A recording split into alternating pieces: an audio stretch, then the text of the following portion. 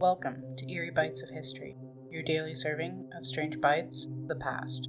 Today, we're looking back into history with 3 eerie stories, all of which happened on June 24th. Let's begin. On June 24th, 1947, something happened in the skies over Washington state that would change the world forever. Pilot Kenneth Arnold was flying near Mount Rainier, spotted a formation of 9 strange, metallic objects soaring through the sky. He later described them as a crescent-shaped, so bright they reflected the sun like mirrors. Not only was their shape strange, but it had unbelievable speed. Arnold estimated that they were moving 1,200 miles per hour, a speed unheard of in 1947. As he watched the objects move with erratic, fluttering motion, he compared them to saucers skipping across the surface of water. His offhand description would become legendary. Within days, newspapers coined the now iconic term flying saucer. Arnold's sighting sparked a media frenzy kickoff of the modern UFO era. It preceded the Roswell incident by just a few weeks, leading to thousands of similar reports across the country. Despite military investigation, press interviews, and decades of speculation, no conclusive explanation has ever emerged. So what did Kenneth really see that day? Was it an atmospheric illusion? A test flight of a classified military technology?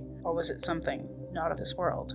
On June 24, 1950, exactly 3 years to the day after Kenneth Arnold's now famous encounter over Mount Rainier, a wave of unexplained sightings once again lit up the skies. This time, it wasn't just one pilot. Reports poured in of multiple states spanning across the Midwest to the East Coast. Commercial airline crews spotted glowing discs, keeping pace with their aircrafts at impossible speeds. Radar operators detected objects performing aerial movements far beyond their capabilities of known technology. And terrified civilians on the ground described formations of light, silent, fast, and eerily synchronized. The sightings were so widespread that even the military intelligence took notice. Internal memos confirmed that the radar picked up unidentified returns matching visual reports. And despite extensive analysis, no weather anomalies, aircrafts, or astronomical events could account for this phenomenon. The fact that it did occur on June 24th did not go unnoticed. For many, it wasn't a coincidence, it was a pattern. So what is it about June 24th? Is it a cosmic fluke, or something returning on schedule and watching?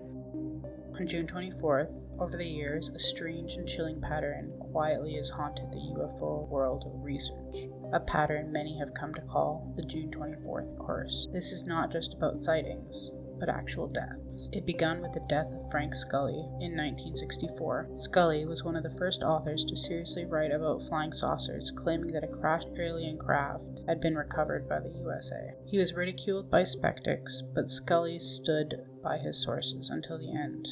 And then, on June 24th, he was gone. 3 years later, on June 24th, 1967, another major figure in ufology, Frank Edwards, died suddenly of an apparent heart attack. He was just 55 at the time. He was prepping to make what he called a significant public disclosure about UFOs. The pattern didn't stop there. Jackie Gleason, a famed entertainer and avid UFO enthusiast, died on June 24th, 1987. And years later, Roland Story, another prominent writer for the UFO field, passed on the same day. As the list grew longer and longer, whispers of a curse began to take shape in the community, one that specifically targets those who get too close to the truth. Is it all a coincidence? Or is June 24th more than a historical footnote, a date that marks a warning? Because at some point you have to wonder, how many people does it take to die on the same day before we stop calling it chance? Like your history snack-sized? Drop a comment with your favorite bite and subscribe.